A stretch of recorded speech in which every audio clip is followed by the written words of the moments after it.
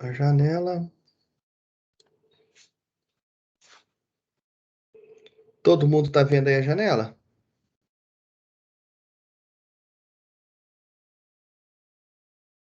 Pessoal? Sim. Então tá bom. Dá Então, para ver. pessoal, nós vamos começar agora uma nova etapa do nosso curso, que na verdade é o curso propriamente dito, que é a parte de resolução de algoritmos computacionais.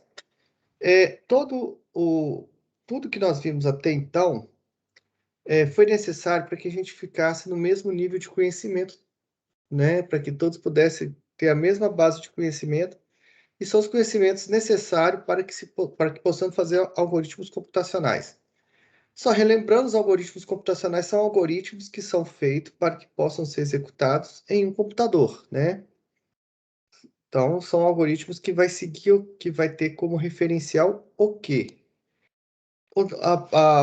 Aquela arquitetura básica do computador, ou arquitetura lá, também chamada de arquitetura de von Neumann, né? Arquitetura básica de computador, aonde nós temos a estrutura básica de um computador. Essa estrutura, ela tem que estar na memória, na mente da gente sempre, porque programar é você colocar, a gente modelar um problema de acordo com as capacidades oferecidas por esse modelo. Então, algumas coisas que nós já sabemos, né? Nós sabemos que as operações que podem ser realizadas por um algoritmo computacional são operações de naturezas lógicas e naturezas aritméticas. Então, nós temos que fazer sempre modelagem matemática. Não tem como fugir disso. Nós sabemos também que todos os dados que vão ser utilizados para que possamos fazer essas operações lógicas e aritméticas têm de estar na memória.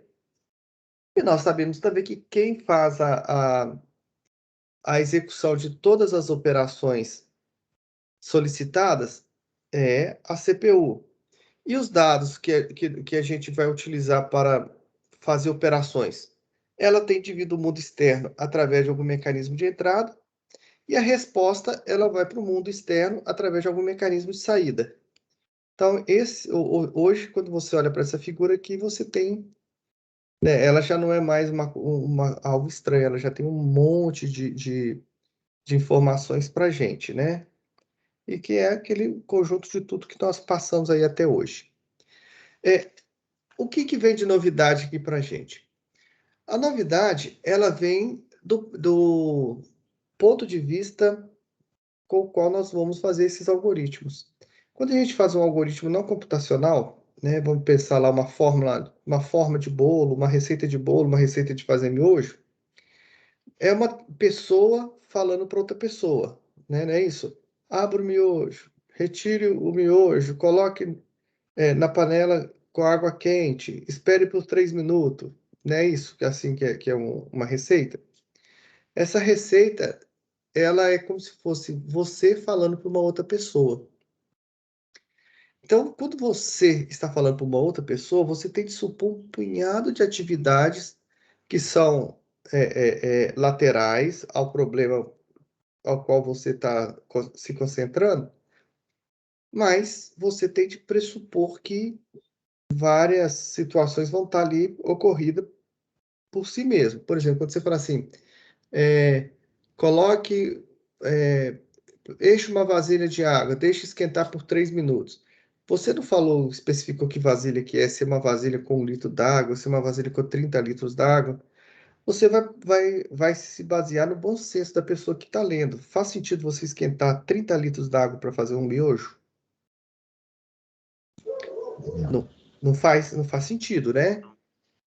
Mas quando a pessoa fala assim, coloque o tempero, quem vai fazer pela primeira vez pode correr o risco de querer colocar todo o pacotinho de tempero em um miojo só, né? Quem aí é especialista em miojo sabe que vai ficar muito, muito, muito salgado, né? Ou então, quem gosta de muito sal vai achar também que tem pouco sal e vai colocar sal. Mas o que que acontece?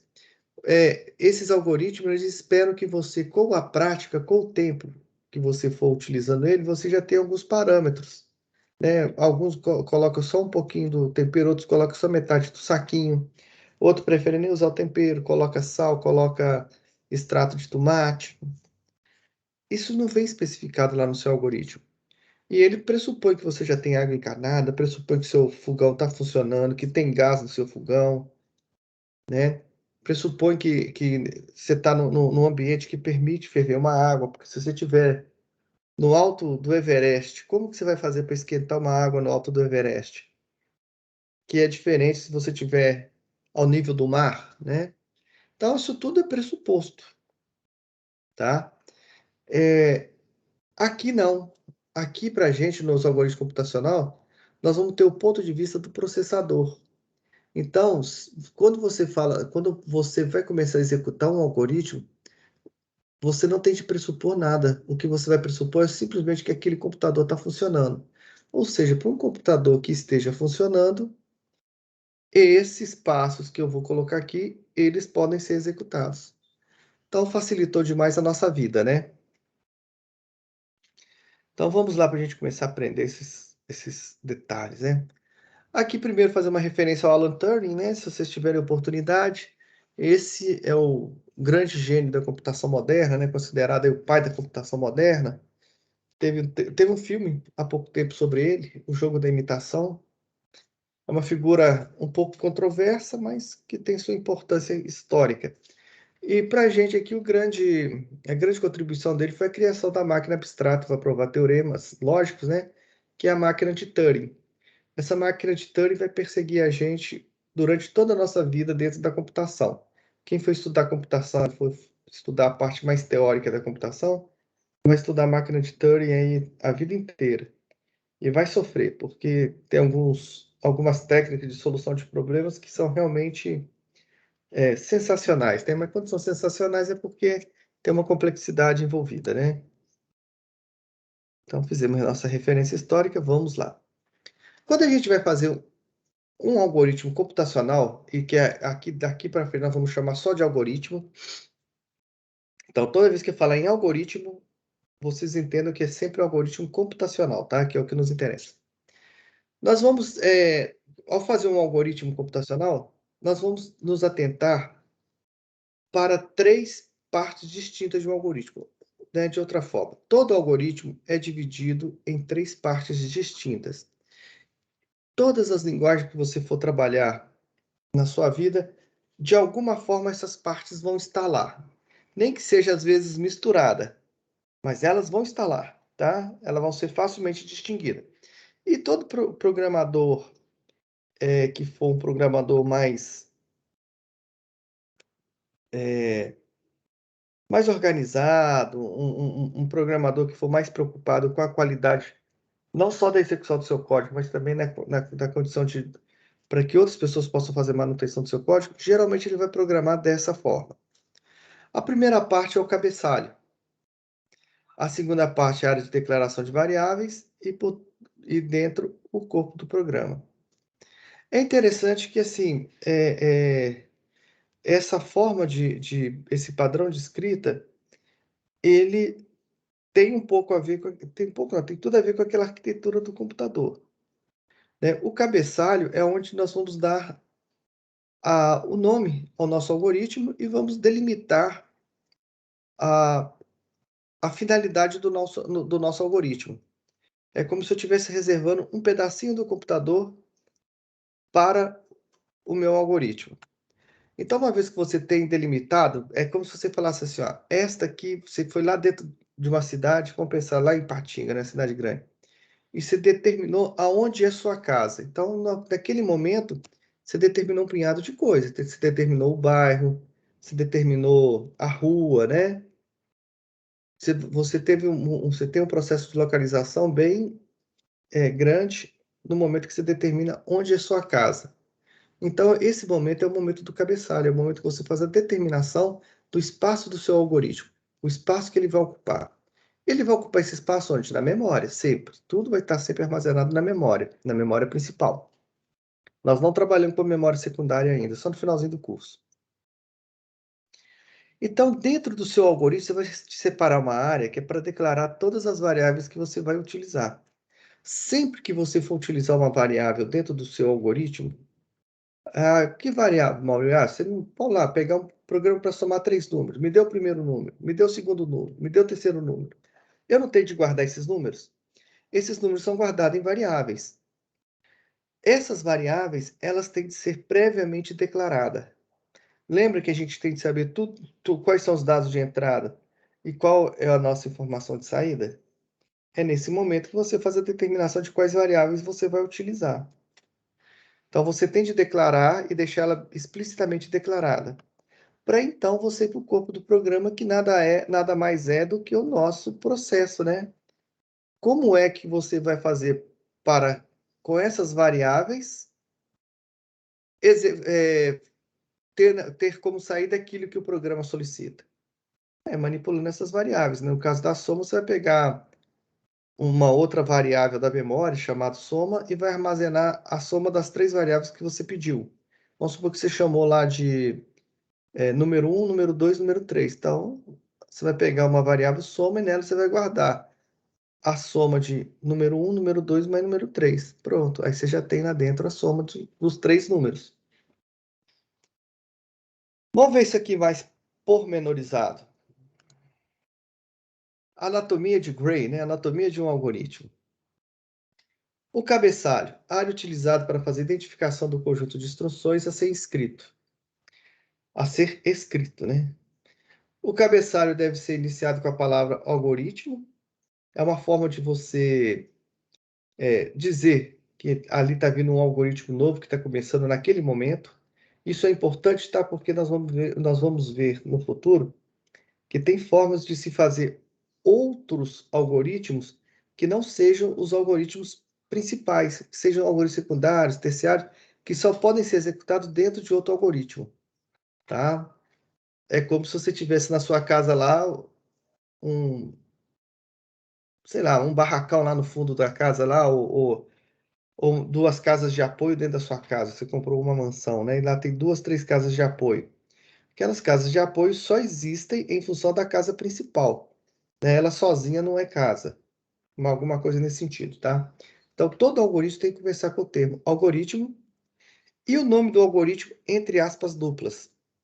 Quando você coloca entre aspas duplas, você está dizendo para o seu algoritmo o seguinte: vem aí uma sequência de caractere que não precisa ser executada. Ou seja, não é um comando, é só um nome. E é o nome que eu quero dar para aquilo ali. Ok, pessoal?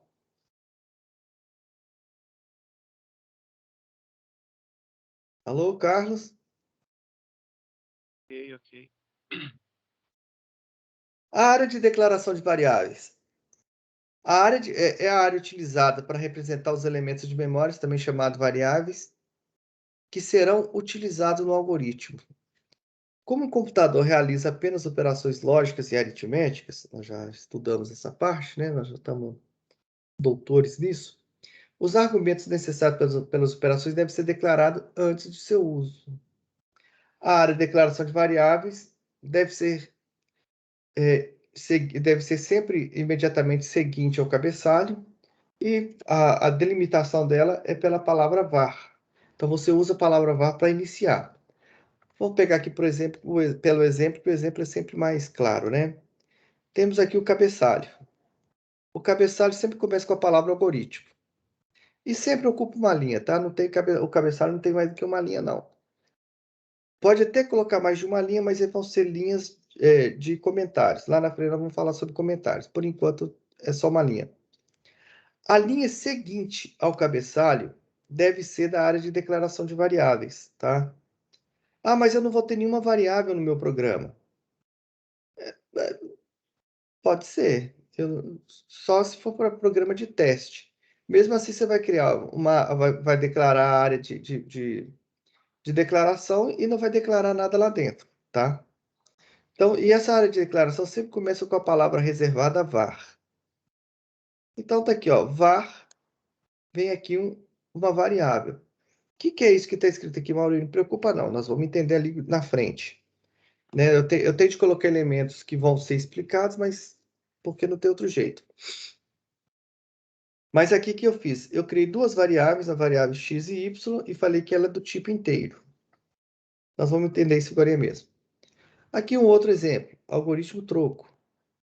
Logo depois do algoritmo vem a área de declaração de variáveis, var. Vocês estão reparando que eu coloco um espaçozinho aqui para colocar como se fosse para dentro do var? Isso aqui é um recurso de editoração, tá? Isso aqui eu faço por mim mesmo. Isso chama indentação. É você colocar dentro da estrutura todos os processos que vão ocorrer naquela estrutura. Então, as declarações de variáveis, elas não são dentro da área de declaração de variáveis?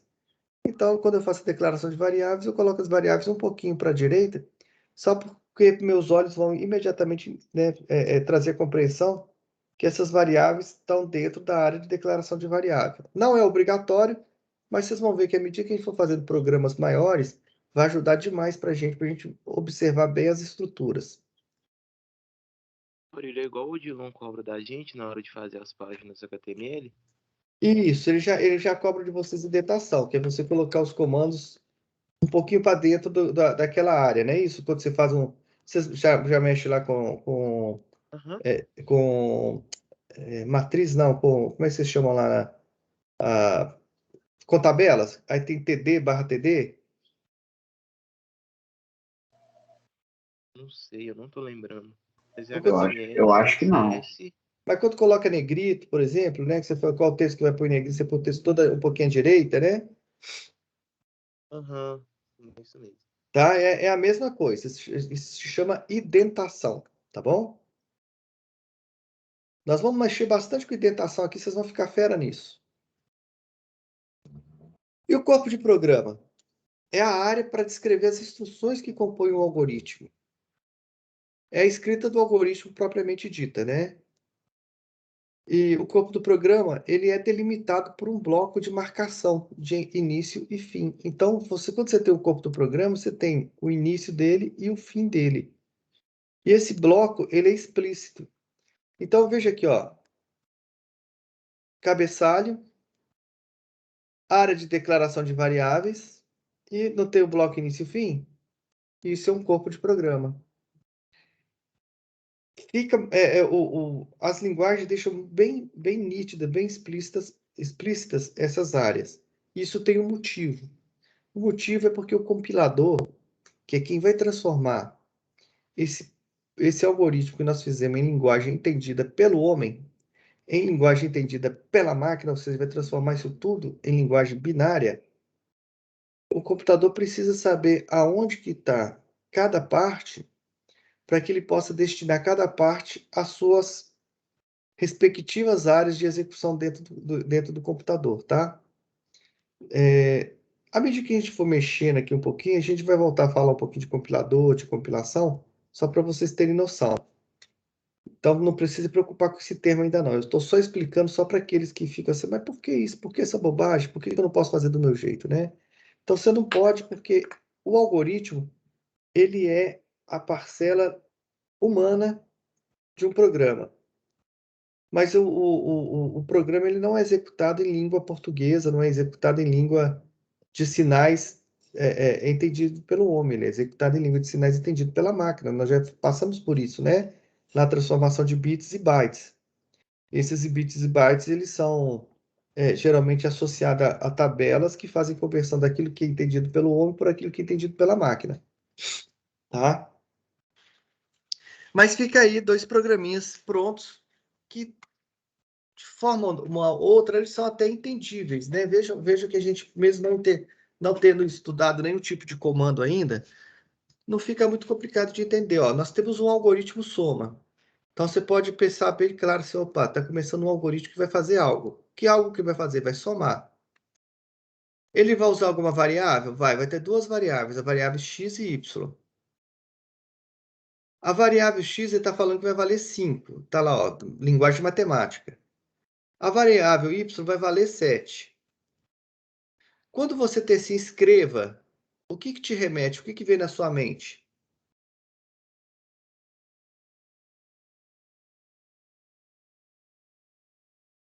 Vem o resultado da operação. Ver o resultado. Você vê o resultado da operação, você está mexendo com qual parte lá da arquitetura do computador? Unidade aritmética. Não. o dispositivo de saída, né? Escrever é mandar para algum lugar, né? A unidade lógica aritmética aqui, ó, é a operação. Quando eu fiz x mais y. Então, o que ele faz? Ele faz a conta x mais y e manda para o dispositivo de saída que você declarou como padrão. Geralmente é a tela do computador, né? Entendeu? Aqui um outro programa, o programa troco, né? Nós já fizemos ele também anteriormente. Você tem o valor da compra, tem o valor pago, aí eu estou declarando o tipo real. Essa coisa ser inteiro real, depois a gente vai discutir. É um outro tipo de variável. Aqui início, então já estou começando o meu programa. O que esse programa faz?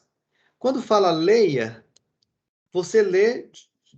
Quando você fala assim, leia um texto. Esse texto está na sua mente ou ele está em ou ele está no seu caderno ou no seu livro?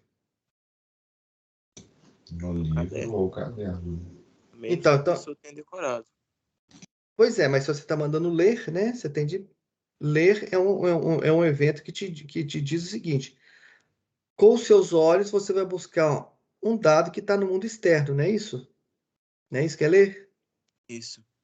Então, leia remete a que parte da estrutura lá da arquitetura do computador?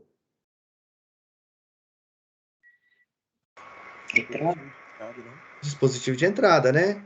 Então, por algum motivo, você vai pedir ao mundo externo ao computador um valor de compra. Depois você vai pedir ao mundo externo ao computador o valor de pagamento. E você vai mandar lá para a saída padrão lá do seu computador o resultado do valor pago menos valor de compra. Tá vendo como assim o algoritmo ele não é complexo, não é complicado, desde que a gente tem esse bando de informação que nós já tivemos anteriormente, né? De certa Maurílio, forma, oi, aqueles programas de caixa de supermercado é basicamente isso? você está falando o que existe ou o que nós mexemos? Não, aqueles programas de computador de calcular o troco. É isso aí. É isso mesmo. Com alguns Uhum. detalhes, é lógico que tem alguns detalhes a mais que a gente vai aprender outras estruturas que vai dar um poder maior para a gente poder avaliar esses valores, né? Mas, e no fim das contas, o que ele faz, esse algoritmo troco aqui, ele descreve plenamente o algoritmo do programa lá do caixa do supermercado. Entendi, obrigado. Ô, Maurílio, Oi. nesse caso aí desse algoritmo troco, o escreva ele está sendo usado só nesse caso para representar um dispositivo de saída ou ele geralmente é usado na computação sempre como dispositivo de saída? Então, cada linguagem ela é livre para criar sua sintaxe. Mas o natural é que os escrevas, os output, né, sempre sejam ligados à saída, né? Isso é mais falar assim, humanamente compreensivo, né? Então, o escreva para a gente, nós vamos falar dele aqui também um pouquinho para frente, nós vamos escrever esse comando, mas ele, para a gente, ele vai estar sempre ligado a mundo externo e sempre em dispositivo de saída. Se for de ser diferente, tem que ser explicado para a gente. Pessoal, escreva para a gente, tem uma outra função. Por exemplo, vamos supor que fosse escrever na memória principal. Né? Escreva esse valor na memória, ou seja, pega esse valor aqui, atribua uma variável e deixa lá guardado. Teria de vir explicado isso para você, tá bom? Ok, obrigado. Então, nós vamos criar aqui os nossos padrões e lá na frente eu vou explicar sobre escreve, sobre sobre o leia, para deixar eles bem certificados e padronizados. Aqui, para a gente, que o primeiro momento aqui agora, o que nós temos de ver claramente são as áreas de um algoritmo. Cabeçalho, declaração de variáveis, corpo do programa. Isso aí está bem claro? Está bem tranquilo? Sim. Sim. Sim. Então tá bom. Eu entendi. Ótimo. Sobre cabeçalho. Vamos falar um pouquinho mais sobre o cabeçalho para a gente deixar mais, né, ficar mais críticos em cima do problema. A identificação ou nome de um algoritmo deve ser sempre um substantivo, né? A primeira letra de cada palavra interna deve estar em maiúscula. Olha aqui, ó, soma 2 números. Essa proposta de escrita, ela é uma proposta que combina com a proposta de escrita de várias linguagens, tá? Linguagem Java, linguagem Perl, linguagem Ruby. Eu acho que o HTML também foi agora para esse tipo de sintaxe. É um padrão internacional de escrita. E ele vai ter seus motivos. Lá na frente, lá no futuro, vocês vão descobrir o motivo disso. Mas a gente sempre vai tomar esse cuidado. Ué, por que esse trem pulou aqui?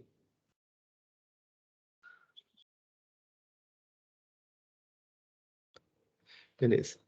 Então, nós vamos sempre tomar cuidado. Sempre o nome vai ser um substantivo, tá? Uma indicação do que faz o seu algoritmo também.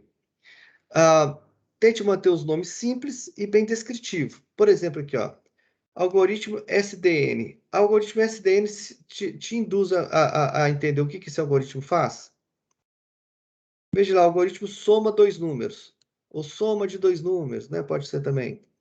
É muito mais claro para uma pessoa que está lendo o algoritmo ler esse nome, soma de 2 números, do que ler SDN. E qual que é a vantagem de um ou sobre o outro? Nenhum. Não existe vantagem, não existe desvantagem. Porém, quando você coloca um termo descritivo, talvez a pessoa, só pelo título que você colocou no seu algoritmo, ele já tem uma noção do que aquele algoritmo faz. E só pelo título também ele pode não ter uma noção do que aquilo faz e pode ter dificuldade na compreensão do seu algoritmo. Então, está aqui um outro exemplo, né? Algoritmo maior valor e algoritmo o símbolo de maior valor. A gente deve evitar sempre caracteres especiais, palavras ligadas, siglas, abreviaturas, tá? Sempre que possível. Todo mundo vai sempre preferir assim. Algoritmo questão 1. Algoritmo número 1. Porque vai fazer alusão à ordem do algoritmo lá no seu na lista de exercício. Só que daqui 3, 4 anos, se você pegar esse algoritmo outra vez, você vai falar, nossa, gente, que lista foi que esse algoritmo? Você já não vai lembrar mais. É diferente se você fizer assim, algoritmo de números pares. Aí você fala, isso aqui tem alguma coisa a ver com o número par. Aí você lê no algoritmo rapidinho e fala assim, isso aqui é para dizer se o número é ou não par. Tá bom? Então, o cabeçalho ele tem esse poder de trazer a compreensão prévia do que se trata o seu algoritmo. Maurílio, Sim, senhor. o cabeçalho de um algoritmo, ele ajuda a localizar, né, esse algoritmo. De maneira interna, sim. Agora, para nós humanos aqui, como a gente vai estar construindo nossos algoritmos separadinhos, né? Nós não vamos colocar tudo dentro da nossa memória, que está aqui todos os algoritmos ele vai ocupar um espaçozinho aqui dentro dessa área chamada memória, né? Então ele nos ajuda a localizar. Aí você fala assim, eu posso ter 2 algoritmos com o mesmo nome? Não pode. Né? Os nomes têm que ser diferentes. Porque senão Não, você não. sim. Se você tentar localizar, imagina que você tem 2 números iguais numa rua, né? Aí você sabe, essa carta é para qual dos dois? Não tem como escolher. E para a gente ele serve também para nos induzir a entender o que é feito naquele algoritmo. Tá bom? Tá, valeu. Então, pessoal, vamos falar agora sobre variáveis. As variáveis são espaços de memória dentro da área do seu algoritmo. Então, ele não fica solto aqui, tudo aqui não. Geralmente, o seu algoritmo... Deixa eu fazer uma brincadeirazinha aqui, vai ficar... aqui não faz. Aqui não tem como escrever aqui, né, cara? É como se o seu algoritmo aqui pegasse um pedacinho aqui dentro e guardasse aquele pedacinho de memória só para ele, quando você faz a declaração do cabeçalho. E dentro daquela área, você tem de colocar também, declarar todas as variáveis que você vai utilizar. Por quê? Porque as variáveis são guardadas também dentro da memória. Ainda que seja utilizado pela unidade lógica aritmética, mas não faz sentido você guardar todas as variáveis aqui dentro, sendo que você não utiliza todas ao mesmo tempo, né? Seria um desperdício dentro da unidade lógica aritmética. E você teria de ter uma unidade lógica aritmética muito grande, com uma memória muito grande, o que faria essa unidade ficar extremamente cara, tá? Então, a gente tem de ter essa noção. Tudo deve ser declarado anteriormente, até mesmo para que possa ser acessível, né, para que possa ser mapeado. Vou explicar isso melhor. Pensa aí numa estrutura como se fosse um armário, tá? Uma estantezinha aqui, essa estante que eu estou colocando. Essa estante é a minha área, é o meu algoritmo. Meu algoritmo que eu determinei lá no meu cabeçalho. Então, na memória, você vai ter várias estantes dessas. Você tem um número muito grande de estantes, porque você pode ter armazenado na sua memória uma quantidade muito grande de programa, né? Agora que, por exemplo, nesse momento, quem está usando o computador ou o celular, tem ativo na sua memória o sistema operacional, tem ativo na memória o aplicativo do Teams, tem ativo na sua memória o aplicativo que está executando de leitura do PDF que eu mandei, quem está acompanhando por lá, né? Tem na memória o antivírus, tem na memória alguns, quem está aberto aí com outra rede social, a rede social está aberta. Quem está aberto com jogos, tem os jogos abertos. Quem está com o navegador da internet, tem o navegador da internet aberto. Está vendo um punhado de programas que estão sendo executados ao mesmo tempo? Só que eu listei 7. Então, cada programa desse tem a sua área de declaração de variáveis. Quanto de variável eu posso colocar em um computador? Ora, você pega a quantidade de memória que você tem. Vamos supor que você tem aí 12... memória é giga ou é mega, memória RAM? Gigas, eu acho. Tem certeza que é giga? Ah, Sim. Então você pega aí, você tem quantos? 12 GB RAM, 12 GB de memória, né? Você pega esses GB aí e divide por 8. Vamos supor que cada memória fosse de 1 bit, de 8 bytes. Aí você vai descobrir quanto que você tem, né? 12 dividido por 8 vai dar quase 2. Você tem quase 2 GB só de possibilidade de armazenamento de variáveis. Então, para aí você ver que é coisa demais, né? 2 bilhões de variáveis que você pode guardar dentro da memória do seu computador naquele instante. Então, vamos supor que aqui você tem um compartimento que guarda. O que o computador faz? O computador, ele separa cada área de memória, ele faz um mapinha. E nesse mapa ele aloca um número. É como a prefeitura faz na nossa cidade. Ele faz a rua e cada casa da rua ele coloca um número, porque é uma forma de organização. Esses números geralmente são escritos em valores hexadecimais, tá? Por isso que está aqui guardadinho aqui como hexadecimal, ó. A3C2, A3C3, porque é uma área muito grande, né? Então, cada espaçozinho desse que você pode guardar um valor, ele está em hexadecimal. Então, como é que você vai operar?